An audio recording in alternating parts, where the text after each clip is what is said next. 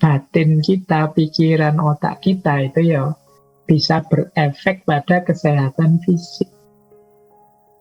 Ada gejala-gejala psikosomatis misalnya, pusing, nyeri, jantung berdebar-debar, sesak nafas, tensinya naik atau tensinya turun, dan lain sebagainya. Ini gangguan fisik. Sebagian besar penyakit-penyakit dalam itu berhubungan dengan pikiran kita.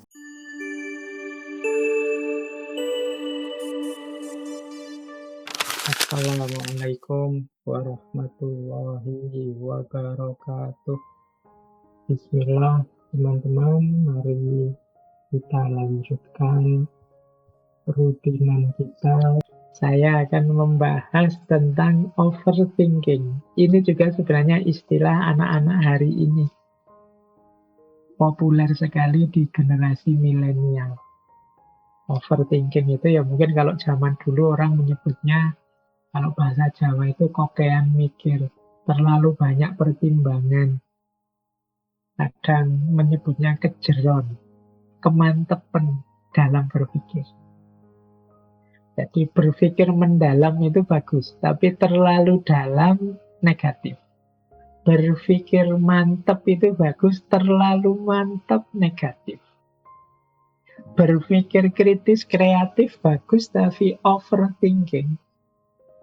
Jadi kayak overdosis gitu kan. Terlalu banyak pikiran, terlalu banyak pertimbangan itu negatif. Makanya istilahnya over. Persis seperti kata Konfusius.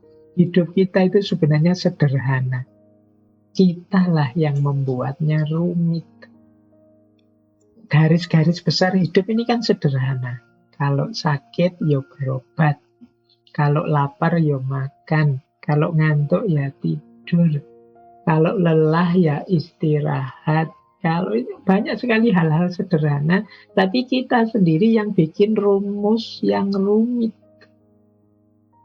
Makan harus 3 kali misalnya dengan pertimbangan A, B, C, D. Nanti kita sebenarnya sudah lapar tapi belum jam makan, akhirnya tidak berani makan, akhirnya perutnya sakit. Itu contoh sederhana. Kita itu sering merumitkan situasi. Sudah lelah ya saatnya tidur, tapi kadang-kadang kita ini terlalu idealis. Tapi kan waktu adalah berharga. Kalau tidak kita manfaatkan, akhirnya kita istirahat itu kan bisa nanti dulu. Kita sendiri yang bikin rumit. Nah, itu jenisnya overthinking.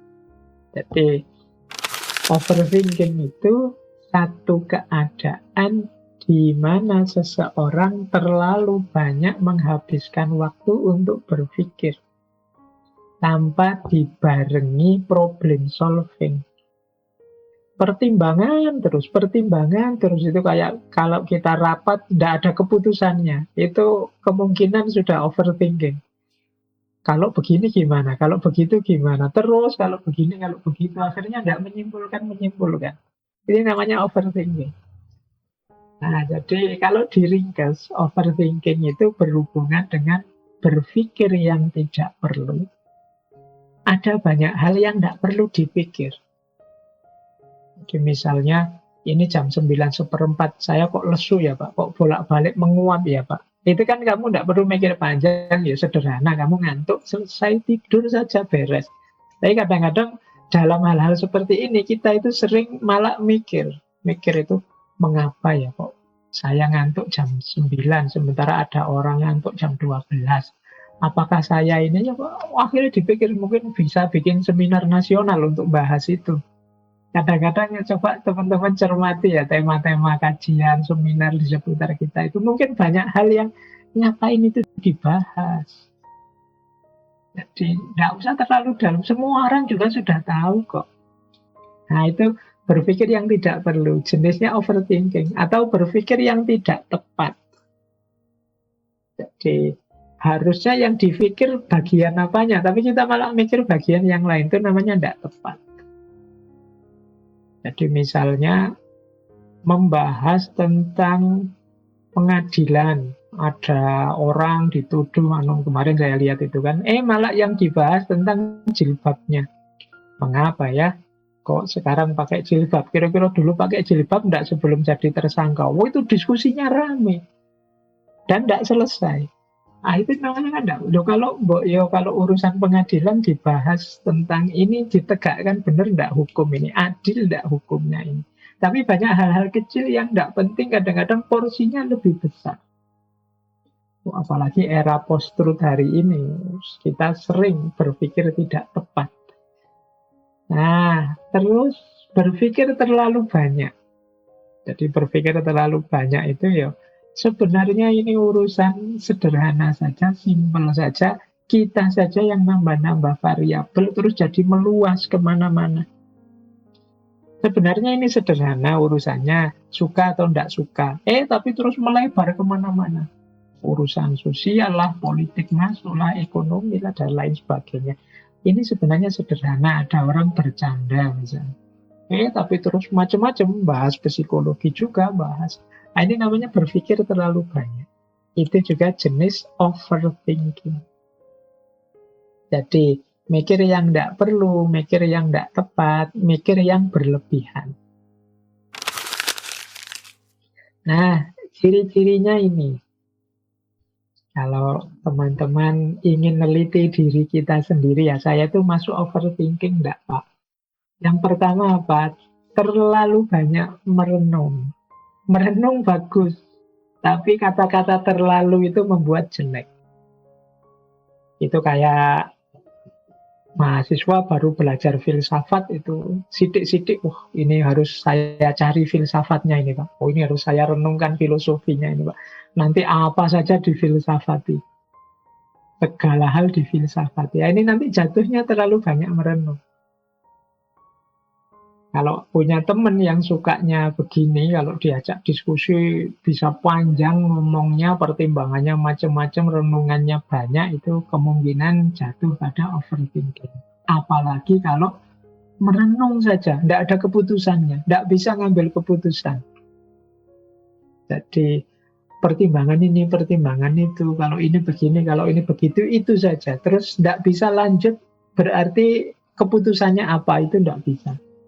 Nah, ini ciri kedua, berarti kita jatuh pada overthinking. Yang ketiga, terlalu banyak menebak-nebak, mengira-ira, atau kalau bahasa Inggrisnya what if. Kalau begini gimana? Kalau begitu gimana? Saya mau sih kerja di situ, tapi nanti kalau saya sakit gimana? Kalau saya pas halangan ini gimana? Kalau nanti bosnya marah gimana? Kalau ada tawaran lebih bagus besok gimana? Kalau what if? Akhirnya ya kesempatannya lewat. Saya siap sih Pak menikah dengan calon saya ini, tapi kalau besok saya mengecewakan dia gimana? Kalau saya tidak cocok dengan keluarganya nanti gimana? Wong saya belum terlalu mendalam sama keluarganya. Kalau nanti kebetulan saya dipecat dari pekerjaan saya, apa istri saya nanti mau, Pak? Kalau saya, pokoknya what if-nya banyak, berandai-andai sampai jauh, sampai rumit. Nah, ini kemungkinan kita punya karakter overthinking. Jadi terlalu banyak mikir, terlalu banyak pertimbangan.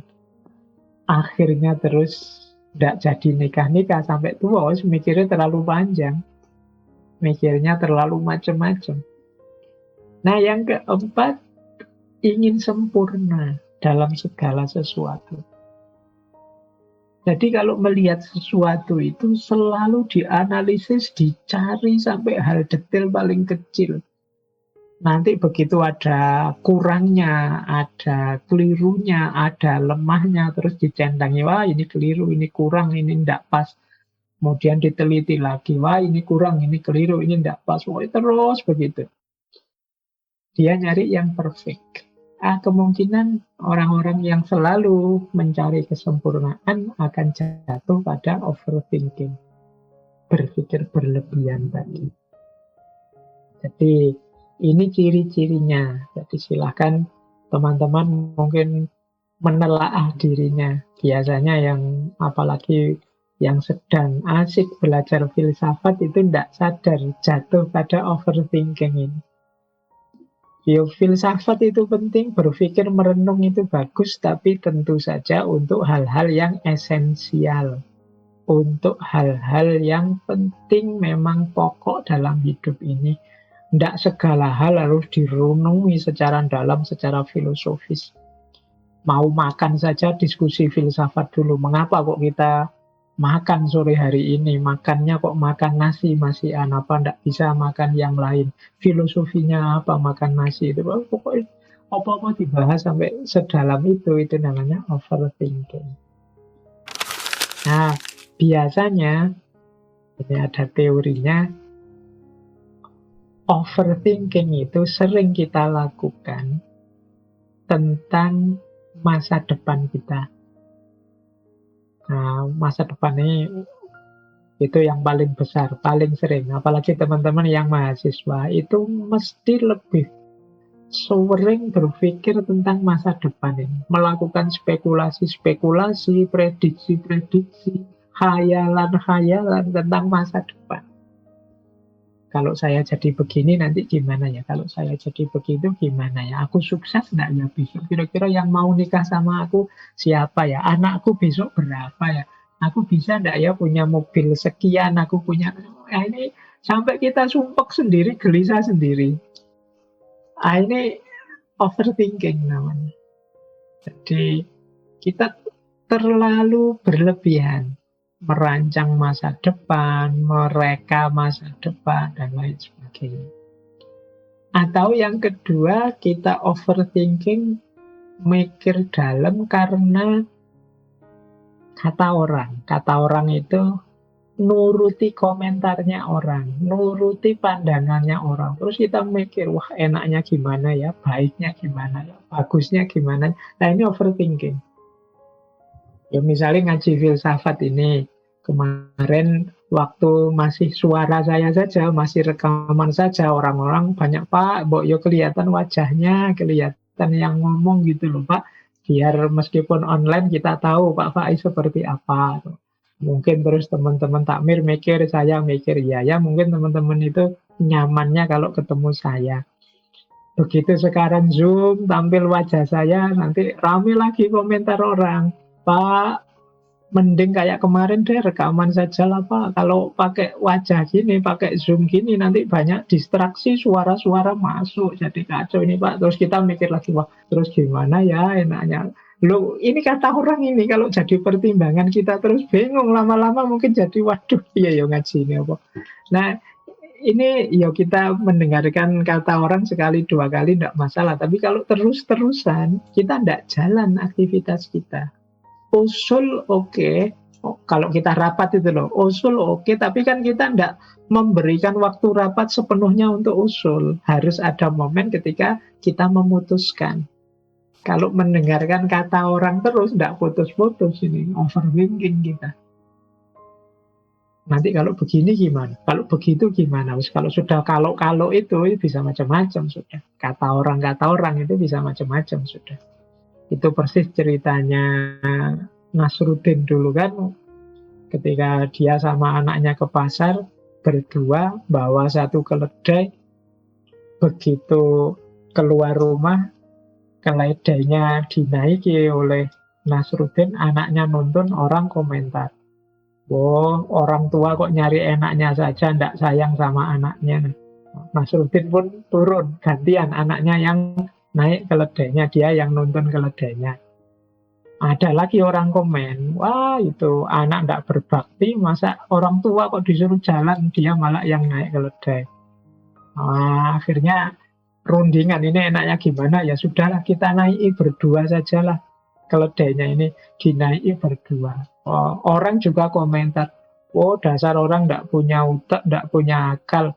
Wong keledai sekecil itu dinaiki berdua, ndak punya rasa belas kasihan sama sekali. Nah, akhirnya ya rundingan lagi, gimana ini enaknya nak, ya sudah kok kita turun saja berdua. Akhirnya dua-duanya turun, keledainya ditonton. Itu pun orang masih komentar, oh ala dasar orang ndak pinter, ndak cerdas, wong yo bawa keledai terus malah cuma ditonton, ndak dinaiki. Oh itu kan kalau kita dengerin orang komen ndak selesai. Harus ada momen ketika kita putuskan, oke, ya memang keputusan kita mungkin tidak perfect, tapi kalau tidak segera kita putuskan, kita akan jatuh pada overthinking. Nah, itu kata orang. Ada juga kita sering overthinking tentang detail. Ini biasanya yang perfeksionis. Melakukan apa saja harus benar, tepat, lurus, sesuai sampai hal paling kecil. Nah, ini tentang detail namanya. Nah, ini juga sering membuat kita habis waktu hanya untuk mikir. Misalnya mau kuliah saja dirancang sampai detail, nanti ini aku kalau kuliah berangkat jam sekian, berarti mandinya jam sekian. Bajuku yang siap baju apa ya? Enaknya baju apa? Besok kalau ketemu yang saya taksir itu sukanya baju ini, tapi baju ini sedang dicuci, harusnya baju apa? Sampai detail. Nanti pakai minyak wangi apa? Nanti sampai detail dirancang. Terus waktu kita habis. Nah, ini biasanya orang-orang yang perfeksionis. Ini waktunya habis untuk mikir, mencari yang presisi tepat untuk segala hal. Tidak hanya untuk yang utama-utama, yang hal-hal kecil yang tidak penting pun dia inginnya persis pas. Nah, ini sering membuat kita overthinking. Nah, manifestasinya sekarang. Manifestasi ciri-ciri gejala-gejalanya. Kalau kita ini sudah overthinking. Yang pertama adalah kita ini tidak bisa mengendalikan pikiran kita sendiri untuk berhenti. Jadi kita tidak bisa ngontrol pikiran kita. Kita jadinya, ya memang manusia itu punya rasa ingin tahu, tapi terus kita tidak bisa ngontrol sama sekali rasa ingin tahu kita. Ini kemungkinan nanti kita jatuh pada overthinking. Apa saja maunya direnungi, dipikir dalam. Jadi filsafat berpikir mendalam bagus, tapi overthinking itu berpikir terlalu mendalam. Jadinya negatif. Bukti selanjutnya kalau kita sudah overthinking itu, kita melewatkan banyak hal dan kadang-kadang menyesal. Ngapain tadi waktuku terbuang untuk melakukan itu, sementara teman-teman sudah selesai tugasnya. Nah, ini terlewatkan banyak hal. Ini kalau ada mahasiswa nyusun skripsi, kemudian dia tipe overthinking, apa saja ingin perfect, detail, sempurna, mendalam, itu mesti tidak jadi skripsinya. Lama. Karena dia mesti terus segala sesuatunya ingin dibahas secara rinci, rasional, dan mendalam. Kadang-kadang terus dia nyesel. Temennya sudah lulus semua, padahal kamu pinter kok tidak selesai-selesai. Wah, saya merasa masih kurang ini, Pak, kurang itu, Pak. Belum masuk ini, saya ingin jadi begini, begitu, tapi belum, Pak. Nah, tapi temennya yang tidak terlalu pinter, nekat saja. Pokoknya ono tulisannya bisa dibaca, dibantai ya tidak apa-apa sama pengujinya, yang penting lulus. Nah, dia lulus, tapi kamu yang agak perfeksionis, overthinking malah lama. Terlewatkan banyak hal. Mau ngelamar pacar saja kalau mikirnya pertimbangannya macam-macam, tidak selesai-selesai, ya nanti dilamar orang. Baru nangis, baru menyesal. Nah, itu ruginya. Jadi buang-buang waktu untuk overthinking. Biasanya kita baru sadar kalau yang lain sudah menghasilkan sesuatu, sudah sukses, kita belum. Kita masih muter-muter saja, bulet di situ. Misalnya organisasi itu ya rapat demi rapat, terus tidak pernah diputus-putuskan. Keputusannya rapat hari ini adalah kita harus rapat lagi minggu depan, menyelesaikan diskusi yang tidak selesai hari ini. Nanti diskusi lagi, keputusannya gitu terus. Tidak selesai-selesai. Itu namanya overthinking. Kemudian kadang-kadang overthinking itu nambah masalah baru. Jadi yang semula tidak ada masalah, karena dipikir, ditemukan, diangkat, ya dia jadi masalah baru ketemu. Wah, ada masalah nih. Ketika dipikir lagi, loh ada masalah lagi. Terus begitu ya, yang namanya hidup di dunia ini kan tidak ada yang sempurna. Selalu akan ada masalah. Orang yang overthinking itu selalu surplus masalah, nambah masalah lagi, nambah masalah lagi. Kemudian ya orang yang overthinking ini biasanya ya bingung sendiri, tegang sendiri. Yang lain itu loh, santai hidupnya, menikmati, ngopi-ngopi, nonton TV, gitaran, santai bergurau, senda-senda di antara teman. Dia sendiri yang tegang. Dia sendiri yang bingung apa-apa. Wah, itu tidak rasional. Wah, itu tidak masuk akal. Wah, itu perlu dianalisis secara fenomenologis. Wah, itu perlu. Wah, itu dalilnya mana itu. Wah, tegang terus tiap hari. Nah, itu kemungkinan kalau kita begitu, tidak ada santai-santainya. Jangan-jangan kita sudah jatuh pada yang namanya overthinking.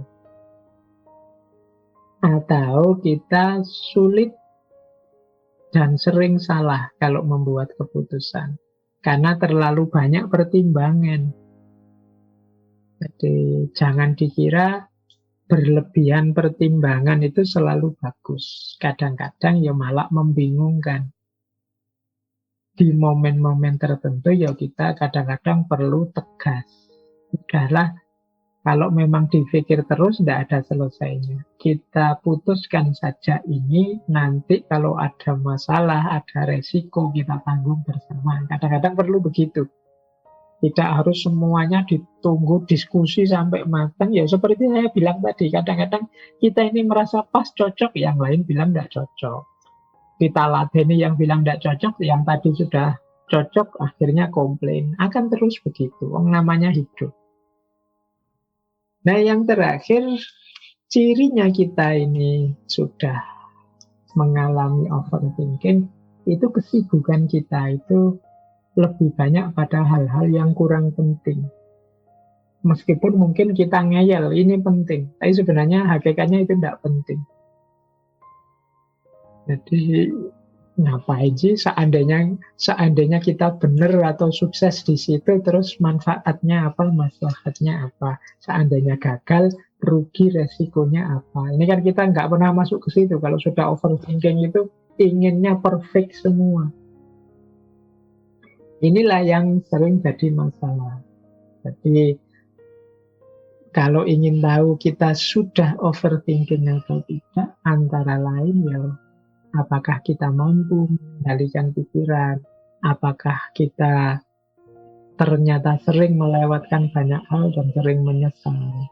Apakah dari satu masalah ketika kita pikirkan lama-lama tambah lagi masalah, tambah lagi masalah? Apakah teman-teman kita podo santai pada senang-senang sementara kok aku sendirian yang tiap hari tegang, tiap hari bingung, tiap hari tidak nyaman? Itu jangan-jangan aku ini overthinking. Atau kita sulit sekali mengambil keputusan. Mau memutuskan ini, tapi kok ya jeleknya di sini. Mau memutuskan itu, jeleknya di situ. Alternatif ini keliru, alternatif itu tidak pas, alternatif itu lagi tidak cocok. Terus begitu. Tidak ketemu-ketemu. Jangan-jangan problemnya di kita. Kita yang overthinking. Atau pertimbangan-pertimbangan kita itu sebenarnya hal-hal sepele, hal-hal yang tidak penting. Misalnya, wah, saya mau nikah sama kamu sih, tapi saya itu kalau tidur ngorok, gimana ya? Nah, itu kan sebenarnya antara urusan nikah yang agung, yang besar, dibandingkan ngorok. Terus ini dibahas mendalam, diseriusi sampai gara-gara macam. Itu namanya hal-hal yang tidak penting, diutamakan. Ini kemungkinan kita overthinking. Sudah. Jadi mari kita perhatikan ya, jangan sampai ya memang kita ini akademisi, para pecinta filsafat, suka ngaji, suka berpikir. Gitu. Mungkin teman-teman tidak hanya ngaji filsafat, juga di ngaji yang lain, di kajian yang beda-beda. Tapi hati-hati jangan terjebak overthinking. Karena overthinking, kalau sudah overthinking, konotasinya negatif. Akibatnya apa sih kalau kita ini overthinking? Efeknya antara lain ya yang pasti hidup jadi tidak asik. Jadi tidak menyenangkan. Jangankan kita yang overthinking, kita punya teman saja yang serba overthinking, itu kan tidak asik. Jadi diajak apa-apa itu terus diseriusi terus. Kita ngomong iseng, dia serius mendalam. Kita bergurau, dia serius mendalam terus. Hidup jadi tidak menyenangkan, tidak asik. Ya kadang-kadang memang kayak kita bersendagurau dengan teman itu ya guyonannya itu ya kadang nggak masuk akal, kadang absurd, kadang nggak nyambung, ya nggak masalah. Yang penting ketawa bareng seneng. Tapi begitu ketemu orang-orang yang overthinking ini, itu nanti dianalisis.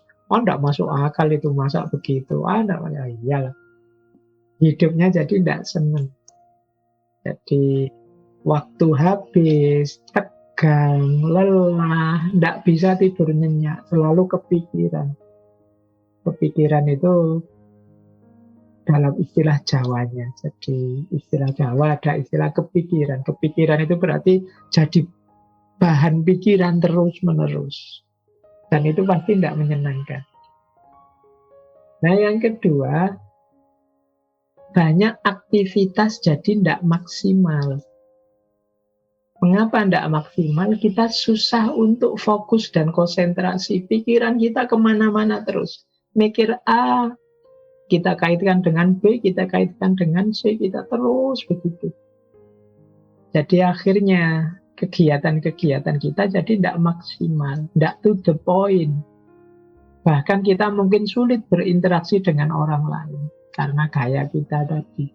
Kenapa? Karena kita sulit fokus, sulit konsentrasi. Kalau diajak ngomong misalnya, kita ngomong apa, teman kita nanggapinya apa. Karena mungkin dia overthinking, mengerti hubungannya yang diomongkan dengan ini, dengan itu, dan lain sebagainya. Nah, yang ketiga, efek atau akibatnya overthinking adalah emosi yang naik turun terus, tidak stabil. Orang overthinking itu mudah marah. Mikir itu kan tegang. Kalau disinggung sedikit, dia bisa marah. Mudah gelisah. Termasuk insecure tadi yang kita bahas di babak pertama ngaji kita. Kemudian kadang-kadang mencari pelampiasan dari ketegangan kegelisahannya. Ya di situ saya tulis misalnya lewat makanan, makan itu ya karena mikir itu butuh energi, butuh fokus, kadang-kadang postingannya sambil nyemil. Kita makan, kita mikir sambil nyemil, mikir sambil minum, mikir sambil jadi bisa habis kopi bergelas-gelas, habis itu nanti kesehatannya drop. Kemudian kadang lewat postingan, tidak ada angin, tidak ada hujan, nanti postingannya marah-marah, postingannya apa. Atau pada orang lain untuk pelampiasan, orang lain diserang, atau sebaliknya, menjauh dari orang lain. Nah ini efek-efek dari overthinking. Emosi kita jadi tidak stabil. Tentu saja orang lain jadi insecure, jadi tidak nyaman dekat dengan kita. Karena emosi kita yang naik turun. Yang keempat, kalau ini manifestasi fisiknya. Jangan lupa, pikiran itu, apalagi otak, itu kuncinya segalanya. Jadi ketegangan-ketegangan batin kita, pikiran, otak kita itu ya bisa berefek pada kesehatan fisik. Ada gejala-gejala psikosomatis misalnya, pusing, nyeri, jantung berdebar-debar, sesak nafas, tensinya naik atau tensinya turun, dan lain sebagainya. Ini gangguan fisik. Sebagian besar penyakit-penyakit dalam itu berhubungan dengan pikiran kita. Maka orang yang overthinking itu berarti orang yang pikirannya tegang terus. Tidak heran kalau orang semacam ini mudah terkena penyakit, imunnya turun karena fokusnya pada hal-hal macam-macam yang tidak penting tadi. Maka teman-teman, yuk hati-hati untuk tidak terlena terlalu mantap, terlalu mendalam dalam berpikir. Ini fatwanya jadi unik ya, padahal ini ngaji filsafat itu biasanya mikir mendalam. Tapi ini justru kalau dalam kasus overthinking ini mikirnya jangan terlalu dalam. Jadi berpikir yang biasa saja, tidak keterlaluan. Keterlaluan itu kan berarti ya sudah berlebihan. Nah, ini beberapa tips agar kita tidak terjebak overthinking. Yang pertama, jangan dijadikan kebiasaan. Jangan dibiasakan overthinking. Jadi, kalau kita sadar, wah ini aku terlalu banyak mikir ini, wah ini aku terlalu banyak pertimbangan ini, akhirnya tidak jalan-jalan.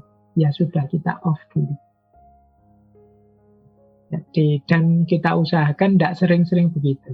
Karena kalau jadi kebiasaan, nanti ada apa-apa sedikit kita overthinking, ada apa-apa sedikit kita overthinking. Yang kedua, sikapi segalanya secara biasa saja, wajar-wajar saja.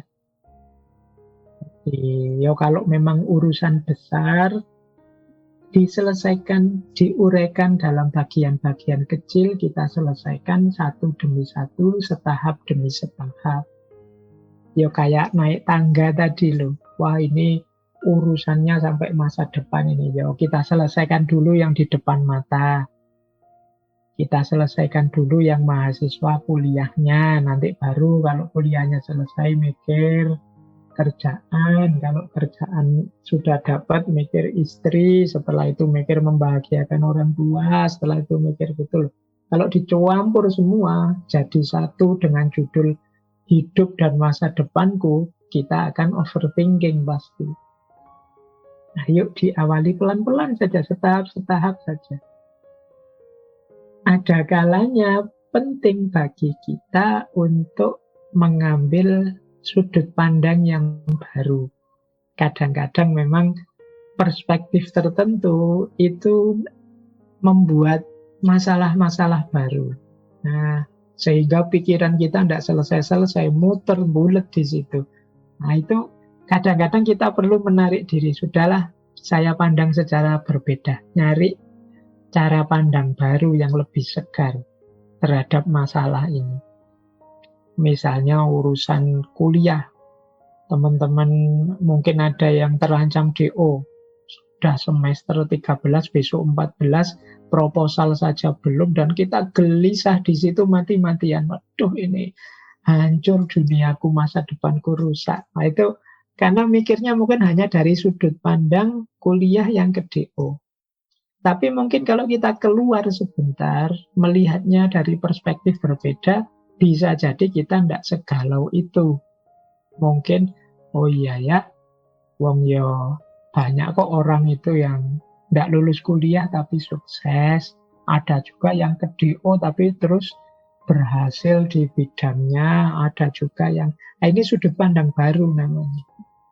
Ya, mungkin kita menemukan solusi dari situ, tidak dari perspektif awal tadi yang membuat kita panik. Diputus pacar misalnya, wah kita gelisah gimana biar dia tidak mutus aku, gimana biar dia tetap bersama aku, gimana biar dia, kita stres mati-matian. Mungkin kita tidak nemu jalan sudah kalau bareng dia. Nah, tapi dari sudut pandang yang berbeda mungkin jadi lebih positif. Alhamdulillah aku bisa konsentrasi kuliah, lebih baik aku sekarang bisa nambah ibadah dan lain sebagainya. Ini namanya sudut pandang yang baru. Yang keempat, latihan mendisiplinkan diri. Jadi ayo, bahkan pikiran pun seperti saya bilang tadi ya, ayo kita kontrol.